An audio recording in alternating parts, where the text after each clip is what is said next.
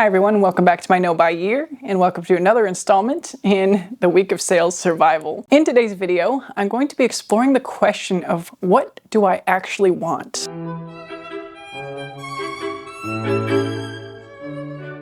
This is kind of an off-the-cuff chat because I've realized over the course of this No Buy Year that I've managed to detach myself from many categories of consuming. Almost all of them, actually. But the last two that are difficult, that remain difficult for me, are books and clothing. And I want to do kind of a deeper dive on the subject of what I actually want when I contemplate these types of purchases. Because with any purchase, it's usually not as simple as just wanting the surface level material good. There are factors such as being influenced to want certain things, seeing certain people have them and wanting to be like that person, seeing people talk about the benefits that they've reaped from these items and wanting to get those benefits. And it tends to go beyond just the material object in itself. And so today's video is going to be a discussion of what I think I really want when I want something like a book or clothing. And you can do the same exercise for anything that you currently want as well.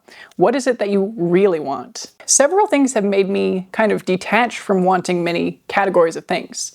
So I might start this video by going through those. So I was never a big TJmaxx home goods kind of bargain shopper in that way, bargain new goods, because I did pretty early on cultivate the narratives, the ideas that cheap things are lower quality. It's not always the case, but when you go to a home goods and you get home decor, it does tend to be of a certain quality, right? Things are not always the most thought out. They tend to present more value for money and more kind of reflection of maybe current trends. So that is not the kind of shopping that was ever a major problem for me, and it was pretty easy to detach from that even before I had a shopping problem. I was very into thrifting and looking for higher quality goods at a lower price in that way, and it would only be very occasionally that I'd find myself in a Marshall's or a TJmaxx or a Ross, or it was usually for a very utilitarian purpose, and I would always be looking for something very specific. So that was never really a huge problem for me in my areas of spending because of the narratives that I'd cultivated. I was also able to really detach from homewares in general because there is a sense of enoughness in a home for me, a home space, and a sense that I don't want to be constantly changing or evolving, because what makes a home to me is that stability, right? The fact that you have the same couch for 20 years is what makes it a home. Or 40 years or 60 years even, I hope that my furniture is actually going to last for the rest of my life. And that is part of what makes my home feel like home. And even if we move houses, move places, my furniture and my home kind of decor will stay the same. And that is the essence of the aesthetic home to me. The coziness, the cozy vibes, the memories of when we acquired these items, and in some cases when we made some of our items, like our bed, our dining bench, things like that. Makeup is another category that I've found myself completely not attracted by in these last months of my No Buy Year. I did make a couple of final mistakes, which I covered in the video of if I could only keep one in each makeup category. And after those mistakes, I feel very confident that I'm not going to make any more mistakes in purchasing makeup. And I feel the sense of enoughness. I feel that makeup has become more utilitarian, and in the ways that I engaged with it before, it was the act of purchasing and acquiring and trying the new thing that I enjoyed much more than having certain makeup products to use on a more regular basis. And with that realization has come the complete quelling of the desire to bring anything else in, because makeup is a consumable. It's designed to be used up, and even when you use up a makeup product, the packaging is then a little piece of trash, unavoidably, right? I don't know of any popular makeup companies that have, there are some with refills, sure, but like most products, you buy a tube of lip gloss, the packaging is trash. You can't really repurpose that. You can't really get a refill for a lip gloss or something like that. An eyeliner pencil, you roll it all up or sharpen it all down, and it's just, the packaging is trash. And that weighs on me more than the desire to engage in the consumerist behaviors. And yes, part of that is the reflection I've done so far on this No Buy Year, but for some people, the inherent value of sustainability might have precluded them from wanting to engage with consumerism in that way because of this weight of all these little pieces of plastic trash. I've finally reached that point for myself, where the narratives in my life, my values, have aligned so that my desire for makeup products is completely gone. And I can say that honestly. And I feel very, very confident that in the next year, I can really succeed in a makeup no-buy with true replacements only. No justified replacements, true replacements as far as when I've used something up, or if some very specific need arises where, for whatever reason, I suddenly need to start wearing this product every day or whatever. Never say never as far as acquiring new things that aren't total replacements as far as circumstances that you can't control in your life. But I do feel very confident that I could do a real makeup no-buy next year. And I do think that's the direction where I'm going to be going with this project, with this channel. Other categories, I guess I've made some mistakes in the categories of food, where I've wanted to try some new things. You could count the greens powder as a food mistake. But I have also acquired a life philosophy where I want to prioritize foods you can find in nature, whole foods. And that does take a lot of marketed food options off the table, because nobody's out here marketing apples or mushrooms or whatever. We're marketing the processed foods, the supplements, the things that you don't really need if you have a good whole food diet. So I have kind of removed myself from the market of, Magic Spoon, AG1, whatever supplement bars, right? Even meal prep services, I've never been seriously interested in because I've seen all the trash that comes with those, all the packaging, and, what does it save? A few hours of your day, maybe, that I currently do have the privilege of. I have the privilege of time and, most of the time the privilege of enough energy to contemplate cooking my own whole food. So that's my priority in that category. However, the final frontiers for me remain books and clothing. And the things that I tend to buy are books and clothing, tend to have failed my no-buy year the most for. And I have done it in a more responsible way this year, arguably, and focused on those methods, those pathways, right? I've made sure to declutter my wardrobe and, use that credit to buy the new things, the new to me things in the secondhand market. Books as well. I only thrift new to me books these days. I actually have approached it like that for many years, and I do prioritize the library as well. So the books that I buy are generally the ones that the library doesn't have available to me. But there remains the attitudes that buying books and clothing are still kind of okay for me.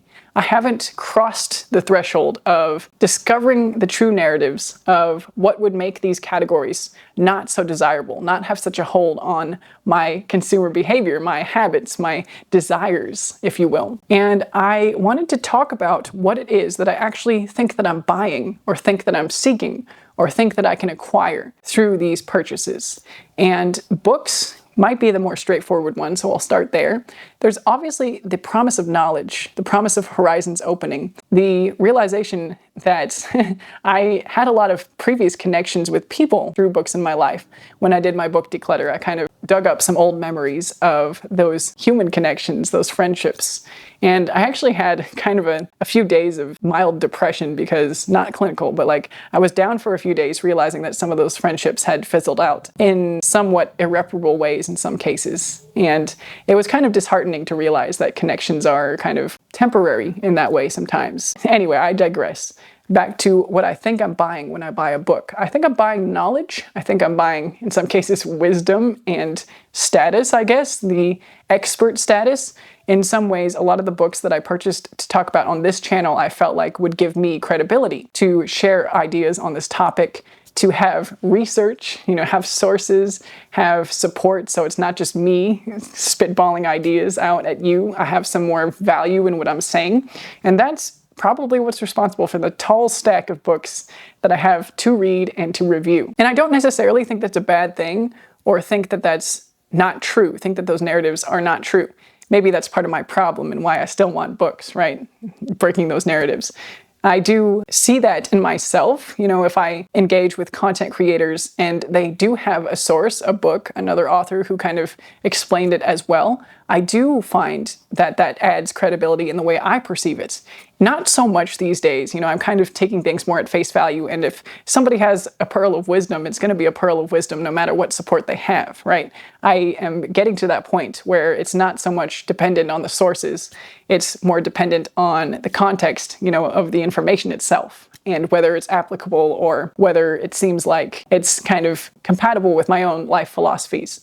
So I am maybe slowly detaching from that. I guess there's also in the realms of like fictional books, that kind of allure of escape, of fun, of magic, of kind of traveling and learning, of feeling, emotions, of engaging in that kind of creative art. And it feels like you're buying all of that when you buy a book. And you can achieve all of that with a free book, right? It's not the fact of the purchase that gives you all of those things. And holding a book in your hand, aside from the ones that I have with the inscriptions from friends in my life, holding the book in my hand doesn't really do anything different. Holding a book that I own, rather, in my hand is not really different than holding a book from the library. I know there are some debates, e-readers versus physical books, and that's kind of not what I'm talking about here. The bottom line for me in my book collection is that I have enough to get through. I have enough sources of further credibility for my channel here even, and I have enough fictional stories too to work my way through to experience the magic of before I look into adding more. And perhaps I can bring in the narratives of the resources, the paper and the trees and the plastic and the shipping and all of that to discourage my purchase of any more books when I have some books in all of these categories still in my possession. And perhaps I can also prioritize the connective aspect a little more, do more book exchanges with people, ask people what their favorite books are and why, get them from the library to get that sense of connection that I was feeling when I did the book declutter and touching the physical books. So I can address those things that I think that I'm buying. And I guess the other thing with books providing credibility is that lived experience also provides credibility, and unique credibility in a way. Nobody has your same lived experience. So I can start placing more value on that kind of experience as well, that kind of avenue of credibility, and kind of disregard the opinions of others in some aspects. Not to say that it's bad to have sources or people corroborating your views or scientific examples necessarily, but it's not a must to do the activity that I'm doing here, the work or the hobby or whatever it is that I'm doing here and sharing my opinions about consumer behavior and observing it in myself as, me being the lab rat and the scientist in my own lived experience.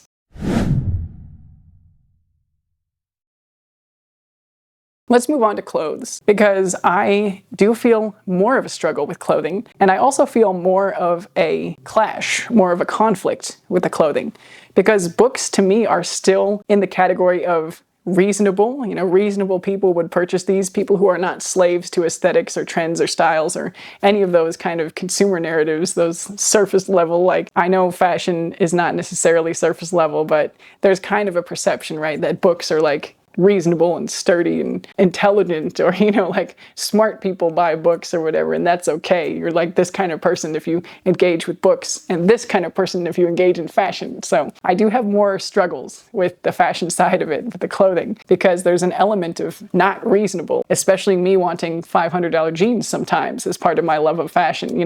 That's in the realms of not logical, not reasonable. Smart people don't do that. So I have this conflict within me. And what am I trying to buy when I buy clothing, when I want expensive clothing? It doesn't have to depend on the price, actually. It is an incidental factor, whether it's cheap or expensive or thrifted or new or sustainably made or not. I do have narratives in place where I really don't want to support fast fashion in any way, shape, or form. And okay, maybe thrifting it is better than buying it new, but that's not my priority in regards to fashion anymore. Like, I don't want to be acquiring that kind of stuff that's made with low levels of sustainability, possibly exploitation, and negative things that don't align with my life values. So that's kind of off the table, and I'm comfortable with that. I'm not out here wanting things from Zara or Shein or whatever, all of these kind of retailers. And most of the retailers at the mall either. I can't just go to a mall and be like, oh, I want all these things, without the narratives of, oh, how much of this was made in a sweatshop? And is adding something new to my wardrobe, my style, my fancies of desire worth the possible negatives of this? And the answer is usually no. So there are some narratives that restrict my desires for fashion, but it's not comprehensive enough that it's becoming less of a category of desire, like makeup and homeware and all these other things have, where I feel confident that I can go into next year and not be captivated by something in the world of fashion, in the world of new clothing. And I do think part of this is what I was touching on in a video recently, where clothing is one of the needs of humanity. You can't go out with no clothing. It's not optional. So we all have to make some kind of choice about what we wear. And because there's a choice involved, there's also the ability to judge that choice. I kind of mentioned this as well in my video about insecurity, I think, where I have a freedom in my appearance now because I didn't choose any of this, right? Aside from the makeup and the clothes, I didn't surgically alter any of my body, nor do I ever want to, because I want to retain that freedom of this is how nature made me, and if you don't like it, I am not obligated to change it for you. I'm not obligated to dress myself in a certain way either, or adorn my face with makeup. So there is an aspect of clothing being exempt from that. However, I'm just not necessarily there yet, perhaps in the exemption of choice signifying something about you, the choice of clothing, because everybody makes this choice and there are factors that will dictate this choice, right? If you have limited means, then you might have more limited clothing options, sure. But I am also not in the habit of judging people based on how nice their clothes are, how expensive things are, or things like that, right? I am well aware that things can be thrifted for much less than retail.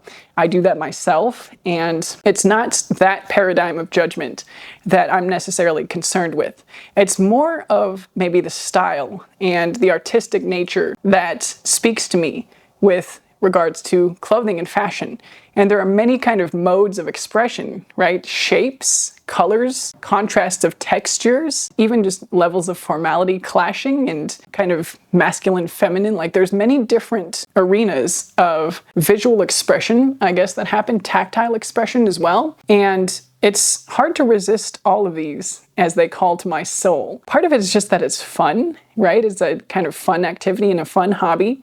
But I want to focus the fun into the using of what I have, the wearing of the clothes, instead of the buying, the looking for, the wanting, the kind of scoping out what's new, the engaging with influencers who talk about trends and presenting yourself in a certain way and leveling up and dressing better. Like, what is better anyway? Why do I have to think that a certain way of dressing is better?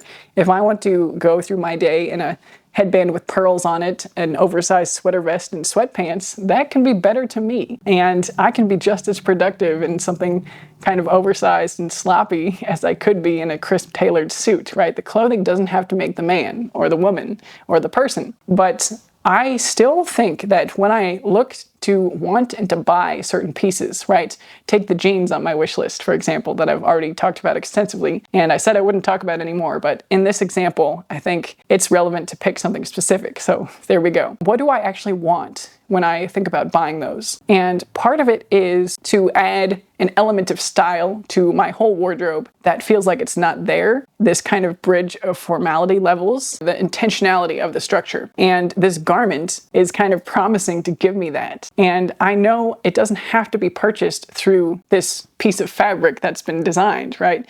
I can try to embody this in other ways. I can try to use what I have to convey this message of mixed formality levels, right? Of still having casual comfort as well as artistic structure. To some degree, I just want to have more of what I already have and enjoy in my closet. And to some degree as well, I don't think it's a blanket bad negative thing to add a new piece of clothing to your wardrobe every now and then. But I am still in the place where I'm trying to break up with the desire of this category, the power that it has over me and my consuming habits, and how sometimes I do feel powerless to resist. When I see something and I feel that grip of desire, I still experience that with clothing. And even with books, I don't really have that, right? There's the kind of more reasonable narratives that I can also wait more easily for. But with the clothing, and I have succeeded at waiting to buy these particular pants since, March, if you look at my wish lists this year. So it's not that I'm not getting any better with my desires, with wanting things and waiting, but it is a question of still trying to get to the bottom of what do I actually want? What is this actually going to do for my life? And what criteria does it have to fulfill to be worth actually purchasing? Do I think it's going to make me look cool? I mentioned this in, I think, yesterday's video, where an outfit is the sum of all of its parts. So if you see an outfit on somebody, that somebody is part of the outfit.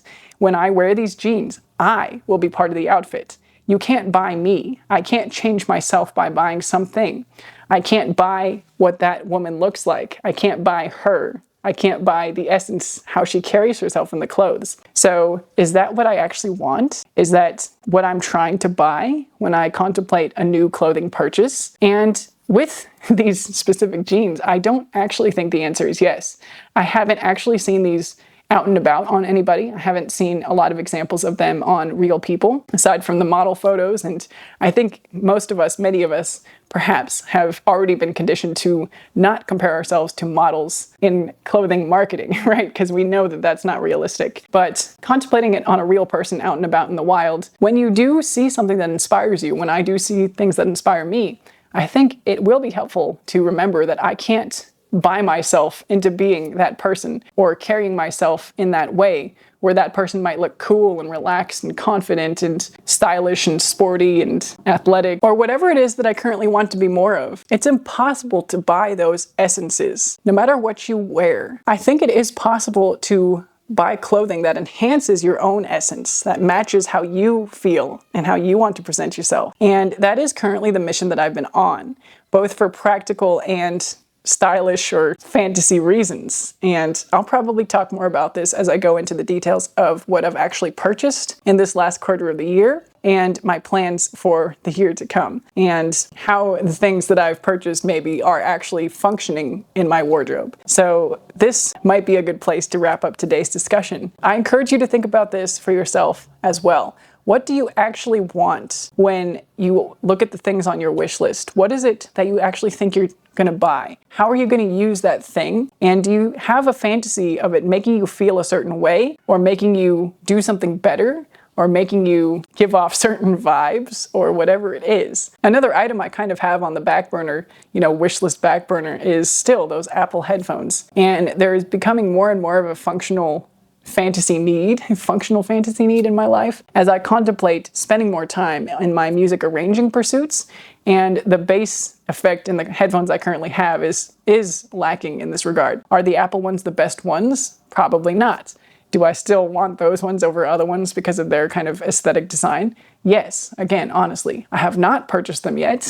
So this is something that I'm still hypothetically talking about. But I do have visions of myself live streaming my arrangement time with those sleek headphones on, and having the aesthetic kind of bring something to the look of my music channel or music online presence or whatever it might be. And whether that's totally true or totally false, it's neither, right? There are some aspects of truth in the aesthetic perception of this particular product, and there's also an aspect of nothing about the actual product will help me do the task, right? The functional aspect, sure, but you can achieve that with any number of pairs of headphones. It doesn't have to be these ones. So there's kind of this conflict, this circumstance where multiple things are true and multiple things are false at the same time. And we have to learn to evaluate much better. I have to learn to evaluate these things much better in a much more reasonable way. And one of the ways to be the most reasonable about it is through having other parameters, such as a budget and such as a number of things, an objective number of things that we think would be reasonable to add to our lives. And spoiler alert, this is how I'm going to go into the next year. I think I also mentioned this in my Choose Your Own Adventure video with the budget portion of that, if you ended up clicking through. And I think that that's going to help me have a much more successful no-buy year next year, no-buy, low-buy. And if you are contemplating shopping the sales, I think having the budget is perhaps the most important piece, one of the most important pieces, having a concept of number of items you're okay with adding to your life as well. And again, reminding yourself that the more things you have, the less your favorite things will get used. Or you'll still use your favorite things and the new things will sit in the closet unused, or on the bookshelf unread, or in the kitchen unused, uncooked with, whatever it is. I once again encourage you to comment down below if you have any things that you want, and what is it that you actually want when you think about you wanting those things. Is anybody else in the same boat as me, where clothing is kind of the final frontier and maybe the most difficult category of material things that you want to break up with? I am confident that I will be able to, though, is the good news to share at the end of this video. I do think I will get to the point where clothing is much more similar, maybe not totally the same, but much more similar to a category like makeup, where it's more utilitarian as far as bringing new things in. The priority is to use what I have in the ways that I prefer to use them, right? So engaging with the play of actually using the stuff that I have to communicate what I want to communicate about myself, how I'm feeling, and trying to shut down kind of the less productive narratives of wanting to look a certain way, wanting to pursue a certain aesthetic, thinking I need some stuff to feel or be more productive, or to be perceived in a way that's going to move me forward in life or in the perceptions of society. It's much more about how I act and how I convey my own values that is going to do that in the most sincere and genuine way. All right, with that, I will see you tomorrow. Bye for now.